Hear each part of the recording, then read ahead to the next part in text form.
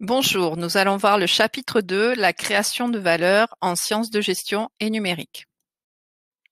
Ce chapitre va consister à savoir comment mesurer la richesse créée par l'entreprise et comment est créée cette richesse. L'entreprise, lors de son activité, effectue des opérations d'achat, vente, d'investissement. Toutes ces opérations sont centralisées dans des documents de synthèse. Premier document de synthèse, le compte de résultat. Le compte de résultat enregistre les recettes et les dépenses de l'entreprise au cours d'une période donnée. Pour simplifier, nous dirons que dans la colonne de gauche, on va enregistrer essentiellement les dépenses de l'entreprise que l'on nommera charges, et dans la colonne de droite, on va enregistrer les recettes de l'entreprise au cours de cette même période que l'on nommera produits. Dans les produits, on retrouve les ventes que l'entreprise a réalisées dans l'année. On nommera ces ventes le chiffre d'affaires. Ça représente la quantité des produits vendus sur une année multipliée par le prix unitaire.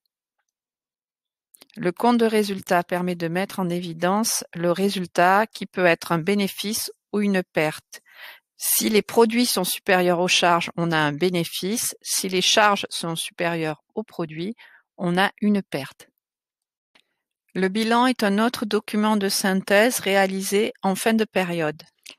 Le bilan est une photographie de l'entreprise à un instant donné.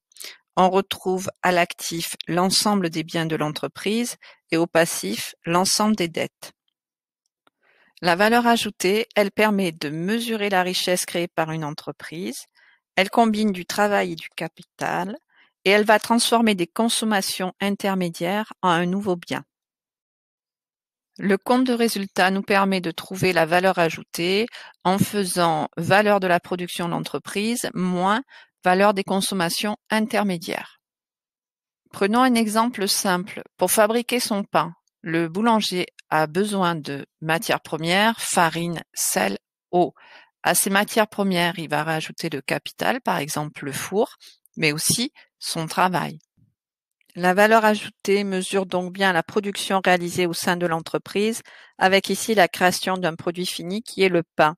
Elle doit rémunérer les agents économiques qui ont participé à cette production.